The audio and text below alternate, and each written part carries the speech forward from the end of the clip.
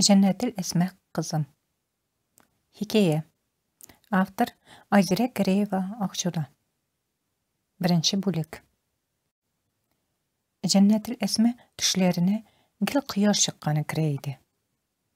Кояш авыл тирә юнендәге балашага тәпие тигән кырларга, болыннарга, орманнарга сузылган сукмакларны, ат тәгәрмәче салган такыр юлларны, авыл башындагы мәчеттән алып, ас урамга кадәрге өйләрне, барча күз күргән җиһанны нурлары белән назлап, җылытып, иркәләп, акрын гына зәңгәр күккә күтәрелә. Кояш нурына коенмаган бер генә табигать почмагы да җан иясе дә калмый төсле.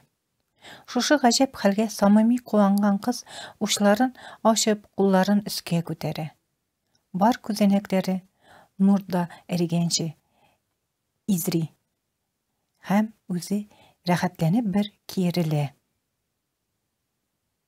Хәтта төшләрендә дә җылы, якты нурга төренеп үскән бала иде ул.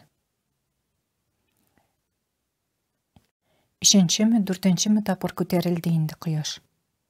Әйтерсең, мәрхәмәтле кояш аларның ачлыктан хәлсезләнгән тәннәрен нәкъ төшләрендәге кебек назлый итте. Ләкин 7 һәм 12 яшьлек баланы сыендырган яр чокырына кояш кирип җитә алмады. Ә үзләре кояш янына чыгарга курыктылар. Дөресрәге, балаларның өлкәне Жәннәтел Әсмә курыкты. Үзе өчен дә, сеңлесе өчен дә. Әтисе бит кат-кат сөйләде, авылда атырлар диде. Әгәр аларның кайтканын белсәләр, аларны да атарлар микән? Сеңлесе мошык-мошык килә, ашыйсы килә. Сабыйлыктан яңа чыгып барган 12 яшьлек кыз тал чыбыклары төсле генә калган арык куллары белән яр кырыендагы кәсләргә ябышып чокырдан чыкты. Алар бит Магнитогорскидан исән-имен туган авылларына кайтып җиттеләр. Юлда ачлыктан, хәлсезлектән үлмәүләре үзе бер могҗиза иде. Авыл янындагы чокырда качып ятуларына берничә көн булды. Авылга керергә һаман курыктылар. Авыл ягына караса, кызның күңелен очлы безләр белән теткәләгән хәлләр бер-бер артлы күз алдына килеп баса. Күзгә күренми торган шул безләр тагын да ныграк куркытмасын, әрнетмәсен өчен күзләрен чытырдатып йома. Бер генә мизгелгә булса да сыенырга, аннары эрип юкка чыгарга теләгәндә төшләренә кирип назлаган кояшны эзли. Шул рәвешле йончыган, хәлсезләнгән җаны беразга куркыныч чын барлыктан үзенә качар юл таба. Булдыра алса сеңлесен дә үзе белән шул нурлы, кояшлы юлдан алып китәр иде. Аларның әтиләре авыл мулласы иде. Аннары халык дошманы ясадылар. Ни өчен шулай килеп чыкты? Балалар түгел, өлкәннәр үзләре дә аңламас хәлләр башланды. Олы әниләрнең, үз әниләрнең бүтән балаларын арбага төяп, авылдан Магнитогорскига озаттылар. Мулланың беренче хатыныннан 7, икенчесеннән 5 бала иде. Әтисенең беренче хатыны, олы әниләре, аның балалар бер-бер артлы чит-ят җирләрдә ачлыктан, чирдән мәхрүм булдылар. Әтисе аларга бер-бер артлы ясыйн чыкты. Аннары чират әтисенә җитте. Әтисе Сибир язвасыннан үлде. Аннары үз әниләре, үз бер туганнары бакыйлыкка күчте. Аңар нигәдер авылга кайтса, элеккеге кебек тыныч тормыш кабат башланыр, ә монда эт типкесендә йөргән кенә бер төш кебек кенә юкка чыгар төсле иде. Бала акылы гаиләләрен юкка чыгарган куркыныч чын барлыкны кабул итә алмый газапланды шул. Шуннан авылга кайтырга кирәк дигән уйга килде һәм бердән-бер исән калган туганын сеңлесен ияртеп юлга чыкты. Әйтерсең, авылда халык дошманы булган мулла балаларын кочак җәеп каршы көтеп торалар. Менә ничә көн инде чокырда яталар. Ачлыктан түзәр чамалары калмады. Кызның көн яктысында кәнсәгә аяк басырга батырлыгы җитмәде. Караңгы төшәргә якынлашканда сеңлесен чокырдан тартып чыгарды да авылга таба ияртеп китте. Бүтән өмете кәнсәдә эшләүче Сагыйт абзыйны очрату. Сагыйт абзый әтисенең ярдәмчесе иде. Аннары кызыллар килгәч, ул кызыллар ягында булды. Авыл совет иттеләр аны. Кәнсәгә куркып кына керде. Сеңлесе бусагаға утырды. Ашлыктан тәмам хәлсезләнгән. Сөйләргә, утырга гына булсын мискенгә. Сәгыйть абзый башталарны танымады төсле. Бәлки, танымаганга салышкандыр. Аннары күңеленә мехрибан килде күрәсең, Худайга шөкер. Куып чыгарга иткән иде, ниятеннән туктап сораштырды. Әмма 1-2 минут та узмады, кәефе кинәт кырылды. Кире янып чыкты. Мин хәзер нишлим? Халык дошманы баласын сыендырган өчен, беләсеңме, мине иртәгә үк үземне чыгарып аталар бит, дип бәргәләнде. Шуннан тәрәзәдән барып карады, ишекне ябып килде, бераз үзен кулга алды. Мәрхүм Мулла абзый әйбәт кеше иде, дип мыгырданды. Үзе тагын куркып як-ягына каранды. Бусагада утырган балага өстәл тартмасыннан бер кыерчык ипи алып бирде. Ул сабый шунда бусагада утырган килеш кенә кимерде дә, әллә җылыдан, әллә аш карынга ипи сынауга кергәнгә эрип китте. Сәгыйть абый яни бер балаларның олысына, бер тәрәзәгә карады. Шуннан өстәл тартмасыннан ниндидер кагаз тартып чыгарды. Яза башлады. Үзенең куллары, иреннәре дерелдәде. Язып бетергәч, кашында үзе яшендәге бер ир-ат кеше басып торгандай җитди һәм катгый итеп әйтте. Мулла кызы икәнеңне оныт. Син хәзер Җәннәтел Әсма түгел, Зәйнәп. Фамилияң Лотфуллина. Сиңа авылда берни калмаган, сеңлем. Яңа исем, фамилия белән үз тормышыңны кыр.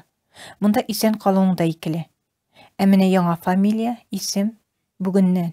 Тик кара аны, Сәгыйть абзыеңны Себер җибәрәсе булма. Мин моны бары Мулла абзый хакына эшлим. Таңнан мин сезне Перемгә лис заготовкага озатам. Сеңлесе кечкенә булганга, абзый аңа аңлатып торуны, исемен алыштыруны кирәксенмәде. Әле кояш чыкмаган иде.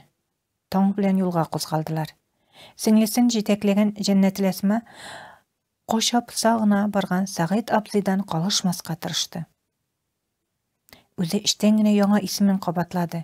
Үзе әнисен белән әтисен исенә төшерде. Әнисе гел сөйләйде, бөтен балага исемне сайлап әтисе кушканын. Әтиң әйтте, диде. Сиңа тормышлары җәннәттәге кебек матур. Үзе шул җәннәт бакчаларындагы бер чәчкә төсле булыр, Алла бирсә. Әнә шулай дип кушты әтиң сиңа. Җәннәтел Әсма дип әйтте, дияйде. Теге очлы безләр тагын каяндыр килеп чыктылар да, күңелен теткәли башладылар. Кыз түзә алмый, чабып барган җиреннән үк күзләрен чытырдатып йомды. Әтием, кояшым, мин син биргән исемне бер качан онытмам, дип төшләрендә күргән кояшка тартылды. Кинәт тезләре җиргә бәрелүдән күзләрен ачты. Таң сызыгына беленер-беленмәс, кояш чыгарга әле бик ерак иде. Аяк астыңа кара, дип Сәгыйть абзый туктап та тормыйча түмгәккә абынып егылган кызны җилкәсеннән тартып торгызды һәм ашыктырып үзе артыннан сөйрәде. Икенче бүлек. 6-нчы дистәсен ваклап килгән Азада ханым бер тын алды да кабат сүзен дәвам итте. Без, балалары, сеңлесе барыбыз да әни сөйләгәннәрне авыр кичердек. Гомер буе үз эшенә качып, бары үзгәртеп кору елларыннан соң гына серен балаларына сөйли алган әнине бик кызгандык.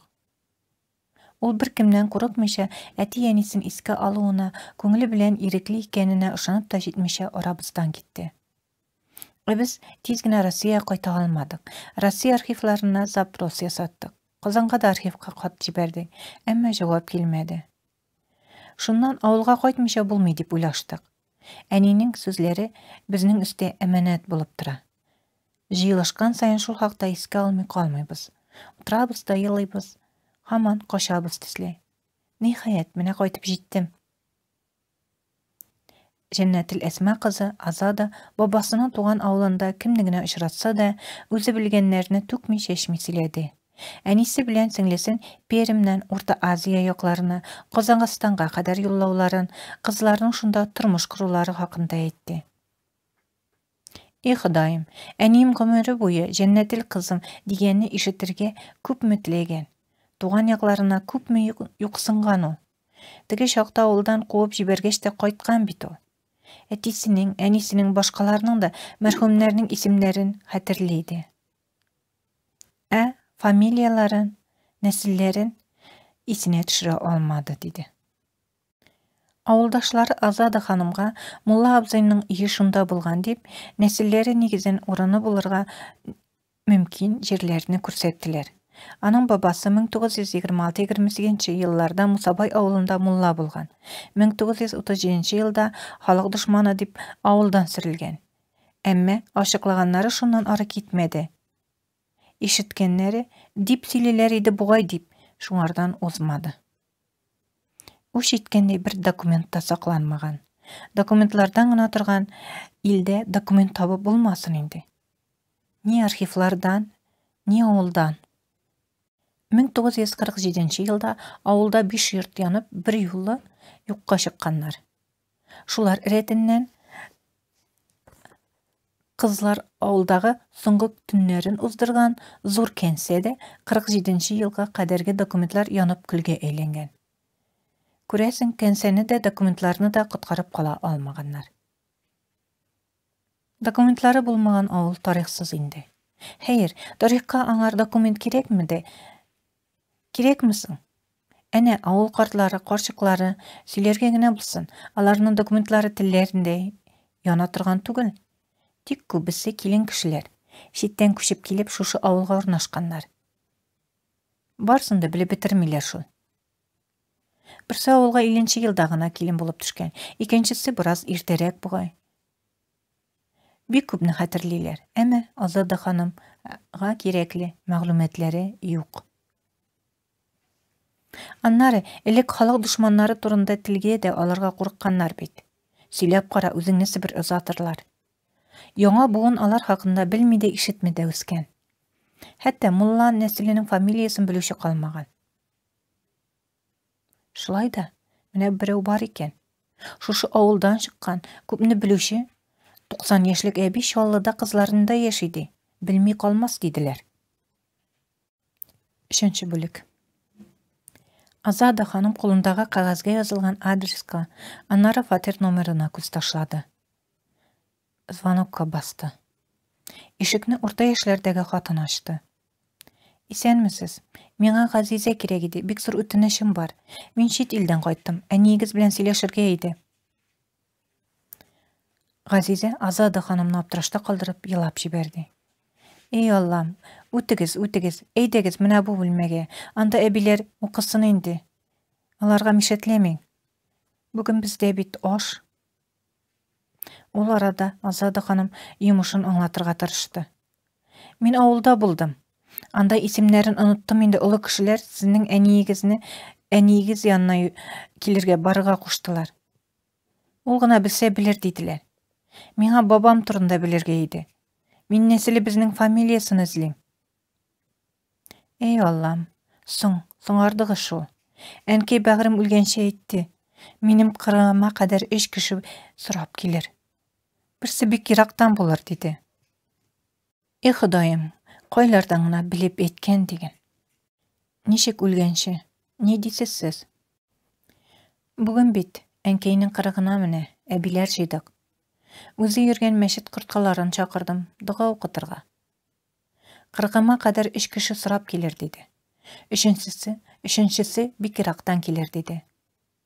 Менә сез 3-нче кеше. Кайлардан белгән диген. Без аны тыңладык та, тыңламадык та. Саташып сөйләү дидек. Авыл кешеләре сөйләде дә сөйләде. Буталып да китә иде. Үләр алдыннан һаман кабатлады.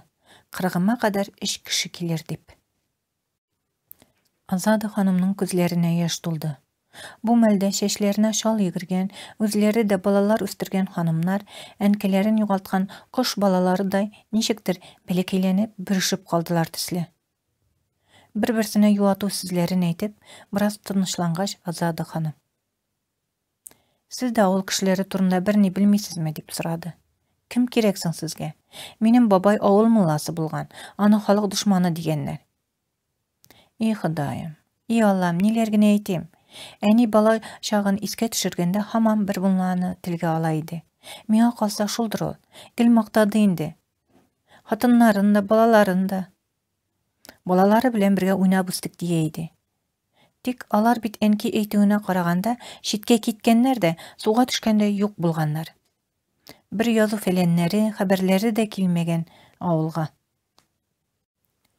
Фамилияларын әйтә идеме? Кая инде ул фамилиялап сөйләү? Мулла абзый да авыл мулласы инде. Нинди хәл бу? Яндырганнар, югалтканнар, онытканнар. Меңәрләгән чакрымнар узып бабалары яшәгән җирләргә кайтып нәселен таба алмый. Кем соң ул мулла бабай? Кайсы нәселдән? Фамилиясе ничек? Ата-анасы кем булган? Ул фамилияны дәвам итүчеләр тагын бармы? Аның башка кардәшләре дә булгандыр бит. Фамилиясын белмәгәч, аларны ничек табарга? Кемнәрдән җавап табарга? Балаларга мондай ачы мигънәтләрне күрергә, котышкыч хәлләргә каларга язмасын дип теләргә һәм үткәннәрне гыйбрәт итеп сөйләргә генә кала. Азада ханым яшьле күзләрен сөртте. Әнисе гомер буе әтисе кушкан исемен телгә алырга куркып яшәгән заманнар да үтте бит. Әмма барыбер берни эшли алмый. Әнисе гомер, туган җир, нәсел, тел, әманәт итеп тапшырылган әйберләр дип аңлатып бакыйлыкка күчте. Авыл фамилияларын да эзләп таба алмый гаҗизләнде. 40-на кадәр 3 кеше сорап килер диде. Менә сез 3нче кеше. Бүген әнинең 40-на җыелдык. Бабасын, әнисен күргән, белгән бердән-бер кеше 40 көн элек бакыйлыкка күчкән. Димәк, ул 40 көнгә соңга калды. Азада ханым әнә шундый уйлар белән машинасына чыгып утырды. Бер мәл машинада барганда әнисен әллә төшендә, әллә өнендә күрде. Кояш нурларына сыенган әнисе аңа дәште. Кызым, мин исән. Әни, син бит инде исән түгел. Исән, исән. Менә кайттым бит. Әни, ничек инде алай? Менә шулай, кызым. Кайттым. Хикәя тәмам. Язылды 2017 елда. Йомгак урынына. 2013 елда Тукай районы Мусабай авылында мулла булган Нурмөхәммәд абыйның нәселен дәвам итүче Азада ханым Казанга Швециядән кайтты. Авылга барды.